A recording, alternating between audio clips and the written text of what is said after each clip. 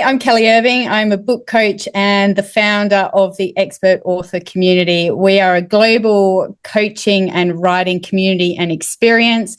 We help nurture business owners, thought leaders to bring their biggest, best, most commercially viable ideas to market in the form of a book. I am absolutely delighted to be on the Online Prosperity Show with your amazing host, Prosper, today, an upcoming author too, so you'll want to stay tuned to that. But today we're talking about a trip that I did overseas last year, running a business, being a mother, having a family, doing it on the road, the lessons that I learned from that and how you can apply some of those lessons and learnings to your own big, audacious goal, like running a business or writing a book. I can't wait to share more.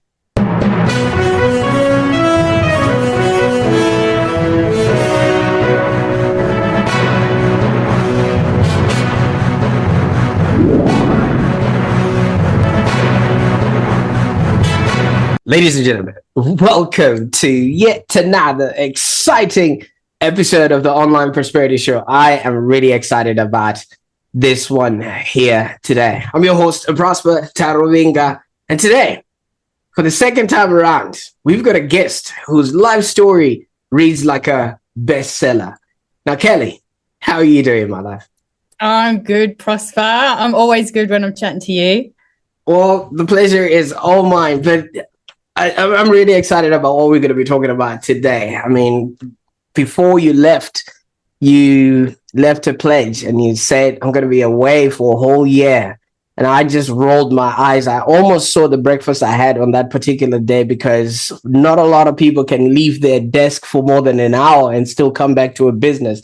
But you left for a whole year. So today we're going to be going through the troubles and you're going to be letting us know how you went and everything else along the way. So for those that are tuning in right now, yes, I did say Kelly's story reads like a bestseller. I think quite fitting because considering her profession, imagine deciding to just pack up your life, take your family on a year global adventure and still manage to help authors craft their masterpieces from all the remote corners of the world that she travel to. I mean, it does sound like a plot twist, but that's exactly what Kelly went on and did. And I'm proof that it actually happened because I was part of her cohort that was actually learning from her while she was tuning in from all parts of the world. Now, Kelly, thank you so much for leading that journey and showing us what's possible.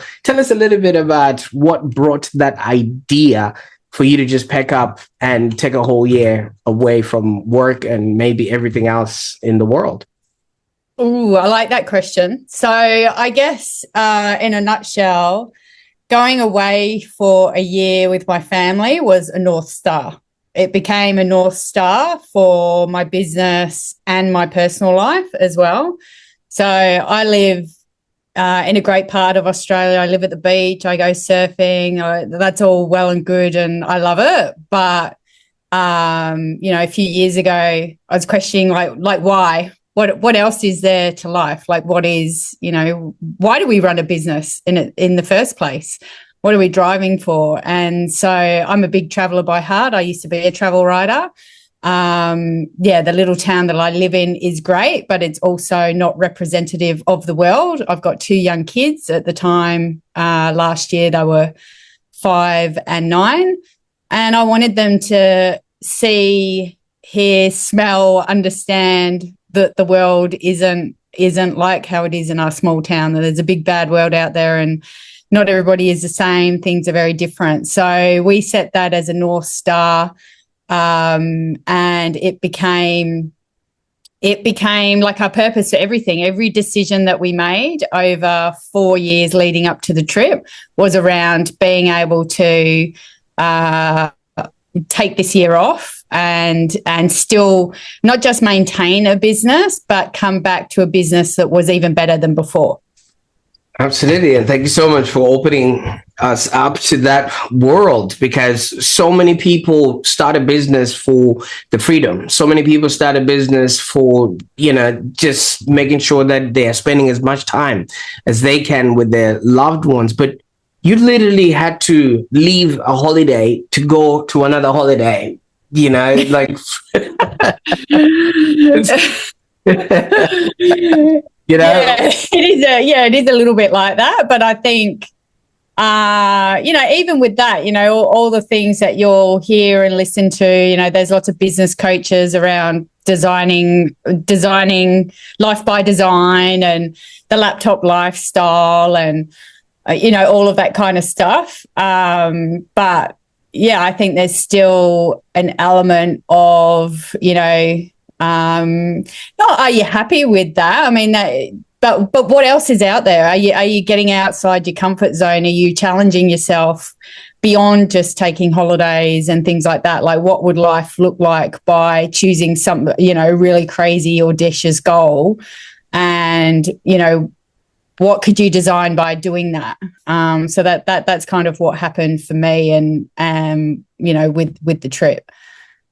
Absolutely. You see, like I keep referring to, a lot of people dream of traveling the world, but the biggest fear they might have is the impact that it might have on their careers. Because once you are away from your place of business, usually you miss out on maybe the calls or the interaction that you have with your clients and things of that nature. But you managed to be able to show up to some of the calls that we had while I was in your cohort. And you obviously would have had a whole team that was supporting, all the work. First of all, how did you manage to balance the professional responsibilities that you had to the students at that time, and also the demands of having to constantly live out of your backpack? Yeah, so great questions. And there's a bit to sort of unpack in it. So I guess the first thing is that the trip and the cohort that I ran, the intake that I ran for the expert author community, was designed and planned in mind of me being in different places. So, and in actual fact, I've worked online forever, like, way before COVID, cool. Like being a book coach, sometimes I can go 7 years and then land at an event and meet an author. And I'm like, is this the first time we've met in person? And they're like, yes. So working online for me is just what I've always done. And so the expert author community and the intake that we ran was designed in mind of me being location independent. We're a very small team, and everybody in the team is location independent. And I believe it shouldn't matter, where or when you work, especially in today's kind of world and the access that you have. I chose to tell people in my intake what my plans were. But, you can see from my background here, if I hadn't have told people where I was, no one would have even realised that I was away. I could have run the intake. I could have run everything last year exactly as it was intended, and everybody still would have thought I was in Australia in my office. But I chose to tell people what I was up to. It was great because it became, I would get people messaging me, where are you today, Kelly? That kind of thing. So it was a very conscious decision. But with that in mind, the things that happened and the way that the intake ran, it really was no different. So I could have ran that intake, but from at home. And it would have run exactly the same. What is interesting more so, or what was interesting for me, and one of the kind of lessons from it is when you choose to do something really different, how uncomfortable it can make other people feel. And so particularly at more so probably particularly at the start, I definitely, and not necessarily people in our cohort, but the outside perception of what we were doing, people would worry that I wasn't doing enough work. You know, there was definitely a avenue. I think I feel like in the first 6 months I got more unsolicited business advice than I have in 3 years. And it was only, you know, it only came because they sort of took one thing and took one aspect and then kind of assumed, well, if you're away and you're doing all these things, then you're not looking after your business or your clients or your customers. So it was really interesting as a learning thing to take a step back from that. And you know, for me, I think what is interesting is when people do something really different and it's really hard for other people to grasp, we sort of go through a process, which is natural as a human being, where we try and almost justify our own choices for working 9 to 5, or I can't do this, or, you know, et cetera, et cetera. So you're trying to pull people back. And yeah, so it was very interesting at first, that response. Now, had I have not said anything about being away, would I have got that response? Would I have got that unsolicited advice? I really highly likely say I wouldn't have heard anything. So it's really interesting. And I think one learning lesson for me that I'm definitely taking into this year is, you know, never assume other people's intentions, never assume how somebody's running their business, because we all set up our businesses in different ways according to our values and, you know, X, Y, Z. It's interesting as well, you know, predominantly, you know, a big shift, I guess, for me was that last year I scaled back my one-on-one work, like really intensive one-on-one work, and put everything into the community, which is huge. It's like at one point, you know, years ago, I would have had like 90% of my business would have been made up of one-on-one and 10% would have been kind of group work or online in that sense. And so going away was a massive shift. And I can actually say 100%, like everything went into the community. Nothing went to one-on-one work, which is just massive. And it's interesting, you know, people's perception of that is that, you know, you're not, like some people's perception was not being available and not being this and not being that. But I think it's interesting because when you do one-on-one work, the cognitive overload that goes into it is huge. And I believe, you know, and I'm, you know, always been very stringent with my one-on-one work, because if I'm not being my best self, how can I put my best work forward for somebody else? And I think we can work to our detriment, especially when you've got people who, you know, if you're lucky and you're in demand and people want more of you, and what you can overwork and you can put, you know, you can get to that point of cognitive burnout and not be good, you know, for anyone. And so it is, especially in that first half of the year, it was very tricky to kind of, balance some of those perceptions. On the flip side of that, I had people who were just like, this is incredible. Where are you today? What have you learned? What are you doing? You know, like, and I can't wait to, you know, have you on your podcast so I can learn, so I can take some of these learnings and lessons for myself. So you'll always have, you know, you'll always have two sides of the coin. And I think that's business in general. Whatever you do, you're always going to have your advocates and you're always going to have your people who sort of challenge you. But you also, I think the learning for us as business owners is to, you know, filter out that and take some of the learnings and lessons from the challenges, but always be true to yourself and always stick to your values. Absolutely. And thank you so much for that, because I mean, obviously when you tell somebody something, they are looking at that situation from their own lens or from their own point of view or from their own belief system. So to them, you having to leave is sort of like, like they say, a bit of neglect. But I actually value the fact that you told people that you're going to be leaving, because I had a few questions while we were in the code. I could have drove all the way to Anglesey only to find that you were not even there to answer my questions in person. All right. But with to whom much is given, much is obviously required. Okay, you would have had the world to pick from and choose from, but you decided to spend the first half, as you keep referring to, of 2024 in Mexico. All right. And you were obviously immersing yourself in the local culture and things of that nature.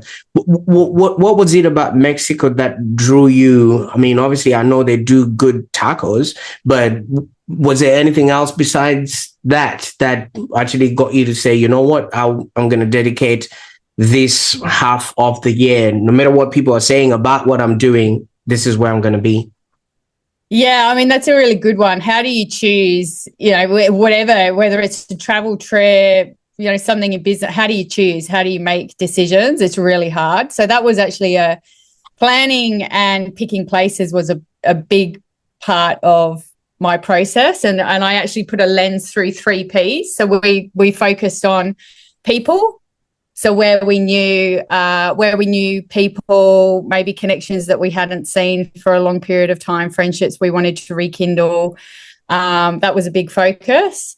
And in fact, one reason why we did end up in Mexico for 3 months. So I didn't spend 6 months there, but we spent 3 months there. So it was people, purpose. So I'm a surfer. So I picked places where I wanted to experience the surf. My son is into tennis, so we looked at places that might have tennis academies. My other son was into volcanoes. So that was like one of the things that we looked for. And then the other one was passage. So what are some, travel experiences or things that people might have done before, train trips, things like that we might want to incorporate into it or take our own kind of flavor on things. So the way that we kind of structured it, though, it wasn't, and I think this again is a misconception. People think that we literally traveled for 12 months, and that wasn't the case. Like you just can't. I mean, you could, but you'd have to have a hell of a lot of money, a hell of a lot of energy as well to be like non-stop kind of sightseeing for 12 months. So that wasn't our trip. That wasn't the intention. So we kind of structured it with bases. So we would travel for a bit and then we'd have one place and one base for 2 months. And then we'd travel for a bit to the next place and base for 2 months and travel. So we had 4 bases, one in Mexico, one in Canada, one in the Canary Islands, and one in Vietnam. And then in between, we traveled Tahiti, bits of the US, England, Morocco, Spain, Portugal, Dubai, and Japan. And that worked really well because it gave us a balance of unpacking the backpack and settling into a routine and meeting locals and, getting those experiences, as well as then the day-to-day fun that comes with like holidays and experiences and doing some sort of touristy things in between those pockets of time. And those downtimes as well were structured around business activity. So knowing when I was going to be busier in the business were times that we structured around having downtime and having a base. So it was all very relative. It wasn't just worked out on the fly, because there are other considerations when you're away, like internet connection access, time zones and availability for coaching sessions and being online and things like that. And they're huge, like huge things when you're running a business. So those pockets of downtime were actually structured around when I would be busier in the business, as opposed to, pockets of time where we could move around a bit more. And a lot of my comms would be asynchronous with the team and things like that. Absolutely. And I was actually surprised because you did manage to celebrate a few publications, namely the publication of Hash from Mon. And for me, that was just like, no matter what you were doing, you still found time to also, experience and share in the success of your members there. But there's something that happens, and especially in the acting industry, they say you can't work with kids and you can't work with animals. And it does look like you managed to wrangle the kids into, a whole neat, file. I can't even get my girls to eat breakfast, and it's good for them. So now I can imagine having to get them to move and be around. How was their experience? Because from what I'm hearing, most of the things were revolved around the purpose of, their tennis, the volcanoes, that was their part as well. How do they take that being away from everything they've ever known? Yeah, it's a great question. And travel with kids, if you've ever done, like for me, traveling with kids is no real different to being at home. The issues that you have at home, like getting them to eat breakfast, you are still going to have in Vietnam or Morocco or Spain. Like, I'm sorry, but that won't go away. The issues that you have on a day-to-day basis happen regardless of where you are. It really is no different whatsoever. I think there are two things. The main difference is obviously when you're traveling a bit more and you might be moving around, there are obviously going to be some days when your kids are more tired. And so if anyone with kids knows, when your kids are tired, they're gremlins. And it doesn't matter if you're trying to get them to eat breakfast, walk out the door, go to tennis, hike a volcano, get on a train, whatever. It actually doesn't matter what the thing is. Tiredness is the thing that is kind of your undoing. Even at home, and I think this is one of the tricky things when you're away.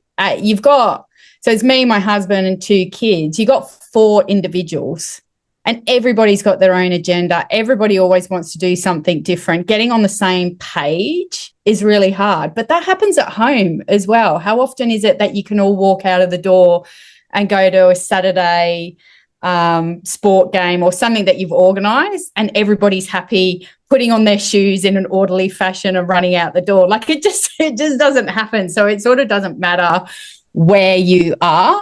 I think the second thing is to remember, it's like where people go wrong with travel with kids is your own expectations.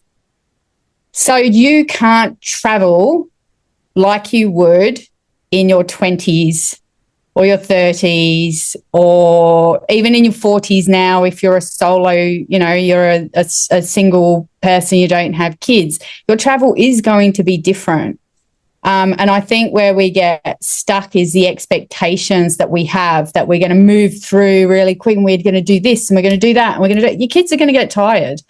So we factored that in. Like we didn't really have, I think the shortest, place we would stay maybe like 2 nights, if we're moving through kind of thing. But for the most part, we had longer periods of time in places because the day you arrive, everybody's going to be tired.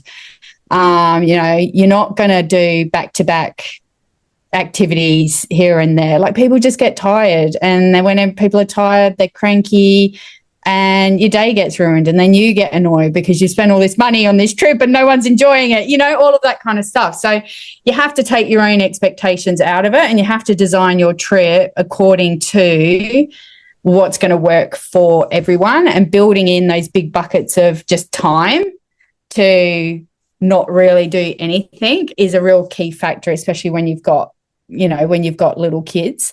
I think also the other thing is it really is personality dependent. Everybody's kid, we're all unique individuals. The way I travel is going to be different to the way you travel, Prosper. And the same with your kids. My kids are really adaptable. They're very flexible, but I know that because I've traveled before with them. Not so much my littlest, but my eldest has traveled, and he's a great traveler because he likes getting involved. They want to know things on the bus. They want to do the money handover. They're working stuff out on the subway, all of that kind of stuff.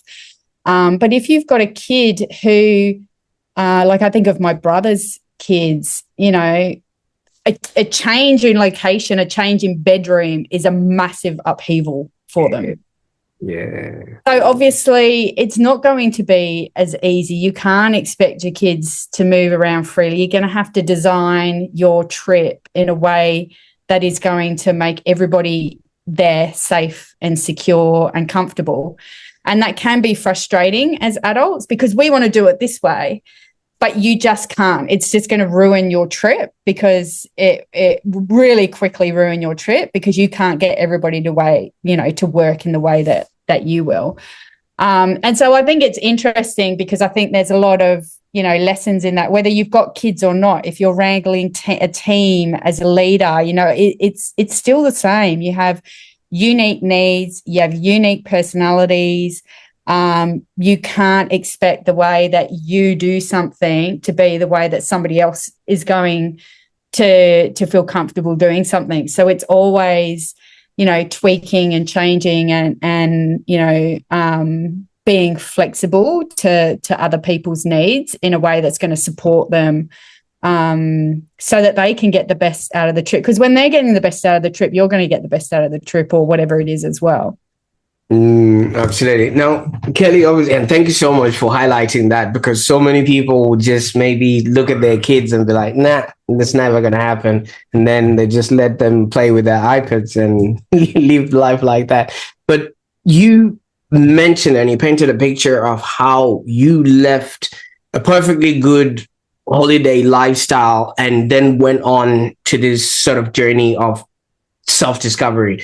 And that obviously was a big step outside of your comfort zone. And we all know that stepping outside of one's comfort zone leads to a lot of significant personal growth. Now, was there any preconceived notions or habits that you had to actually unlearn during your journey, with throughout the whole year?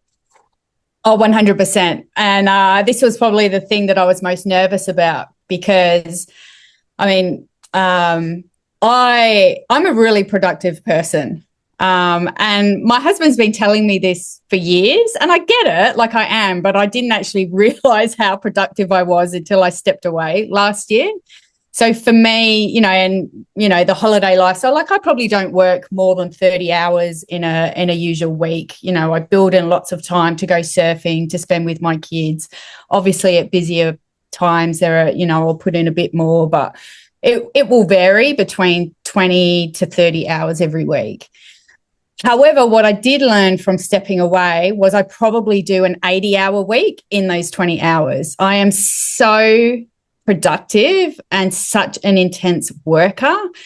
I didn't realize how quickly I'm turning around work. And he's been telling me for years, but it wasn't until I stepped away that I was like, oh, wow, this is, yeah. So what I realized for me was, and this was a big challenge even considering the trip, I'm very diligent in the way that I work. So I have an office space. It is separate from the house. I set myself up in a way so when my kids are around, I'm not working.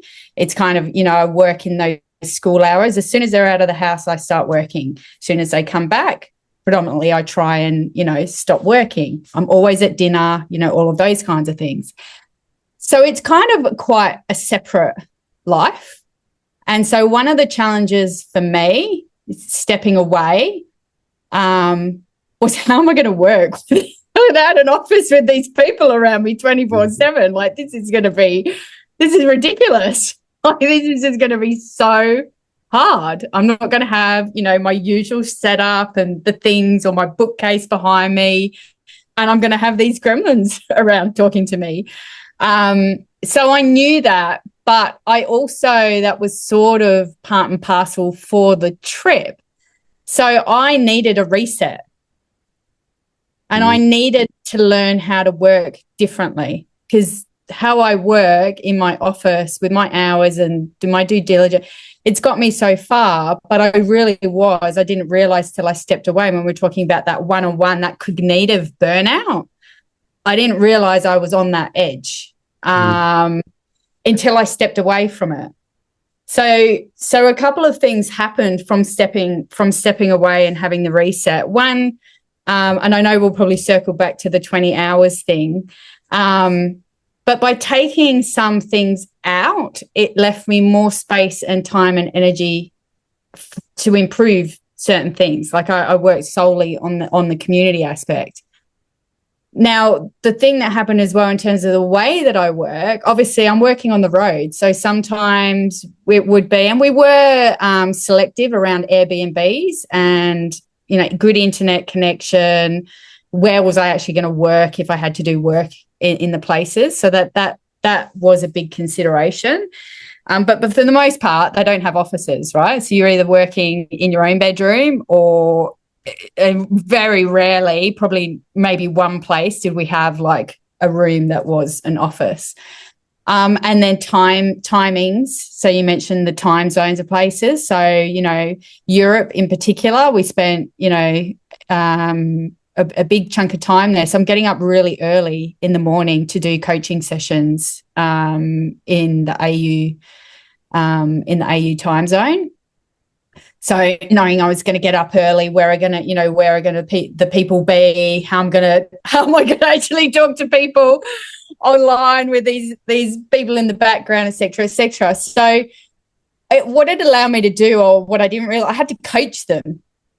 And so what I actually didn't realize was how separate my work life had become, and to the detriment. But what happened when I started working around my kids was, especially my 9-year-old, now 10, he wanted to know what was going on. How many people are you talking to today, Mum? What are you talking about today? My husband was doing something on LinkedIn. Oh, how does LinkedIn work? What happens when you do this, et cetera, et cetera? So he would get really curious and start asking questions around what's going on, you know, who we're talking to, all of that kind of stuff.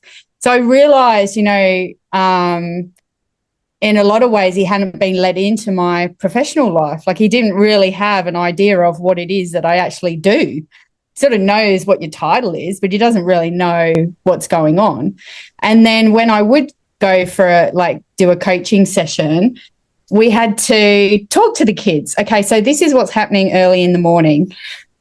I've got to get up early. I'm going to be talking to these people. I need you guys to be quiet.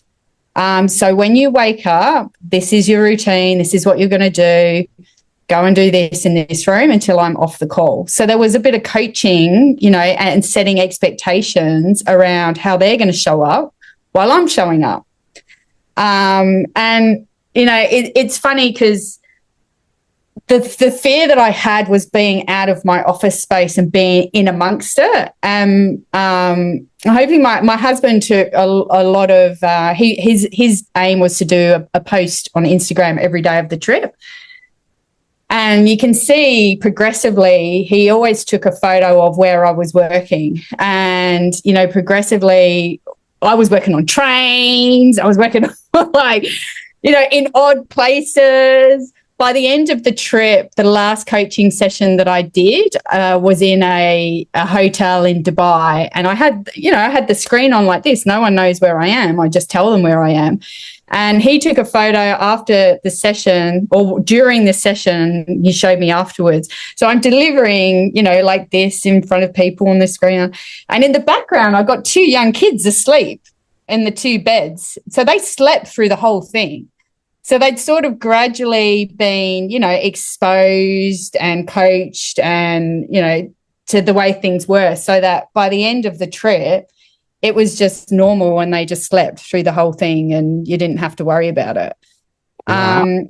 So I think it, you know, for me, it really, we can get really fixated with the way that we have to work, or what makes us successful, or what makes us productive, and things like that. And yet when you challenge yourself, like, you really can do anything when you challenge yourself and your own perceptions, and you are comfy with just exploring, okay, how am I going to make this work?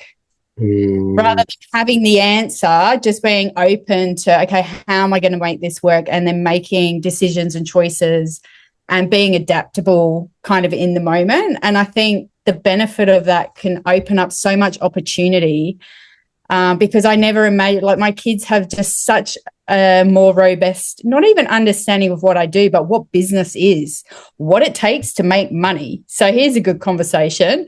I would get my laptop and, might be at the table with them. And, of course, anybody with kids will know as soon as you've got your laptop out, they want to get their devices out, right? It's a cue where we just role model. So our conversation was like, okay, like they'd be like, I want to go on my device or whatever. I'm like, okay, so guys, I'm making money today on my laptop. What are you doing? Because I'm not sitting behind here playing games and video games and mucking around with my mates. There's stuff going on where I'm delivering value for people, working out this, working out that. Like, that's what making money is about. And making money is what keeps us doing these amazing things and being able to do this or that or stay here, et cetera, et cetera. So when you work out a way to make money on that thing, you are more than welcome to join me at the table. But until that time, you're not having your device.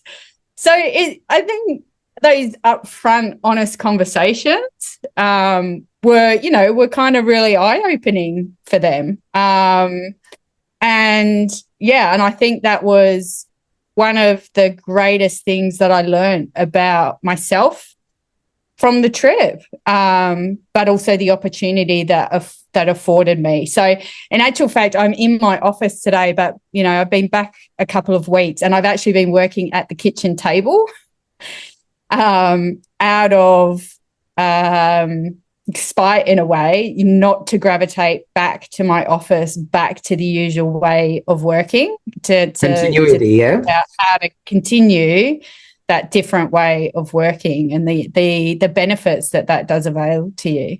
Absolutely. And thank you so much for sharing that, because I viscerally believe it is a gift that you've given your kids to have them actually understand that it's not a matter of just sitting here playing Roblox or whatever it is they play these days, or Minecraft, but you're actually doing something productive. I'm just excited that the kids didn't just think you're some YouTuber or some influencer, because then they would have just relegated Oh, we did have some funny conversations like that. Yeah. My son did make a comment once in a train. He was sitting opposite me and he said to my husband, "Oh, Dad, look at Mum. She just looks really normal. You wouldn't really expect that she's just been online talking to all these people and doing all this stuff. She just looks really normal." It does give them context. Absolutely. See, these days, kids also watch other kids play games, and there's that level and air of celebrity. So if somebody is online, they must be really good at what they're doing. So obviously, that's the sort of hierarchy they might place you on. But you did mention those Instagram posts, and I really loved them, because then, it was a cheaper way for me to travel the world, vicariously through your posts. But they had a mix of joy and introspection, and you were sharing that with your audience. And obviously, my question to that is, how did that impact your connection with your audience? And since you're a book coach, I mean, obviously your job is to help other people tell their stories. How did your own story, of you traveling and the transformation that you had along the way really influence the connection that you now have with the audience that you have? Because here it's we a really are. good question. I mean, I can't take, I'll hand it over. I can't take all credit for that. So my husband, Cameron McGrain, so he's a co-founder at the Expert Author Community. We work together. His goal was to share a post every day on Instagram about our travel. And so he took it under his wing for two reasons. One, as his own personal kind of introspection, I suppose, and challenge, but two, to have something that we could share almost as a record with, whether it was with other people, but also with our kids for when we get back as well, like our own kind of journal. And he did a fantastic job. Like, he literally, I mean, some nights he would be there at like 11 p.m. going, "What's my caption? What am I going to share today?"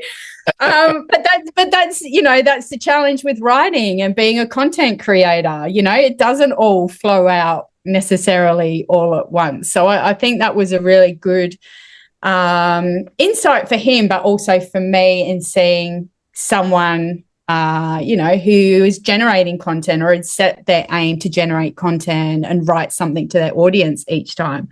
And then he would sort of track me as well. And, I used his posts or his insights as things I would then share with my audience. And then I would have my own posts go up and things like that. And, I was talking a lot in our community about where I am. I got the opportunity to meet a lot of members, our mentors, our partners that are globally based. So that was really fantastic. I went to a few community events, like one big one in London. So there was always opportunities to learn.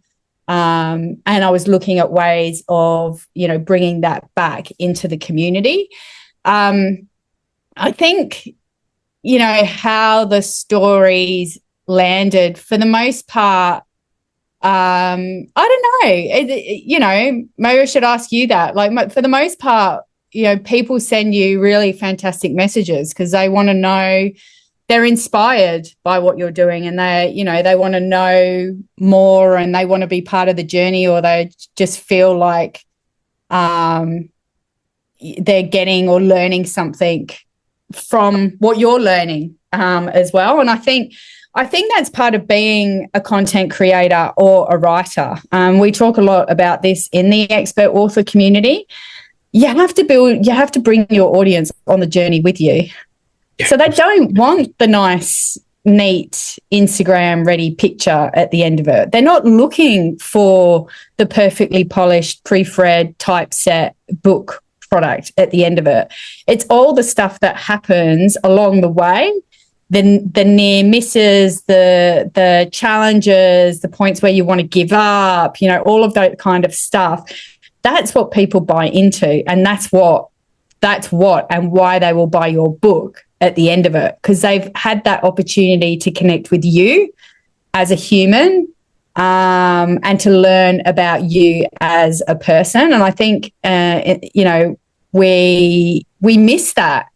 We're in this society where we're so used to the perfectly polished XYZ and the end product, the outcome. We forget about sharing the process and all of the things that it took to get there. So the trip, for example, was incredible. And in a lot of ways, it played out a lot like we had planned it, but it didn't look anything like we had imagined it at all. And was every day brilliant? No. Were there challenges? Were the kids' nightmares? Did we miss this? Was I stressing about showing up to a coaching session or being online? Yes, like that all happened. And I think that's why people gravitate towards you, because at the end of the day, it's just about being real. It's just about being a real human. And they're the stories that people will resonate with. Absolutely. And you did ask, maybe how did that sort of touch you in a way? You actually have inspired me to take my girls to Africa. And I've actually thought of it when the oldest turns 15, so that it becomes somewhat of a rite of passage. Nice. That way, they can actually have an experience of what it was like and what it is like being in a whole different space, because all they've ever experienced is the life that we've created for them here. And if we would just take a time off like you did. So yeah, I did. And that's the reason why I was really close to this whole process, because I wanted to see everything and how you actually managed to do it. And hence we're here today. So I can actually verify to myself that you survived, and yeah. We survived, and you will survive too. I think it's great. And I think, with that process, there's a couple of things, we talked about the holidays and stuff like that. Holidays are important, but they are different from having something where you feel like you have a purpose. Yeah, absolutely. That really creates a different kind of trip for you and for your kids or your parents or whoever, you know, you're going on a trip with. Yeah. And I think when we do something important like a trip, something with your business like writing a book, it does come with sacrifices. You just work out what you're willing to say yes to and what you're willing to say no to. And, you know, you'll always get pushback. There'll always be fear of losing something. But then I think we need to focus on what we can gain from the experience, not on what we lose from it, because it can be hard to see at first what you'll gain from it. But when you do it and you realize, you know, what you're gaining, like you'll never look back. Absolutely. Now, Kelly, as we wrap up, obviously, you know, I know you're still tired and you still want to relax. You know, the journey was, it must have been that extensive for you. I just want to, you know, you now present to me as somebody who, you know, that person you can't gift anything because they already have it all, right? Because, I mean, where you live in Anglesea is already a holiday destination. You've already taken a trip around the world and you already have a business that's profitable and enjoyable, considering you enjoyed a whole year away and still came back and everything is still intact and things of that nature. What's next?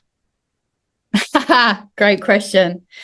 So it's really interesting actually coming back, especially maybe because it's the, you know, pretty much the start of a year. So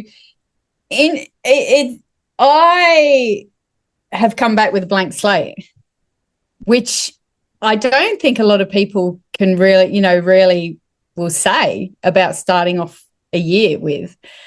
But I feel like the year was such a big reset. I have had this awesome opportunity to come back and really I'm playing with a blank canvas. So I don't have a list of all the things I want to be doing or what's next, et cetera, et cetera.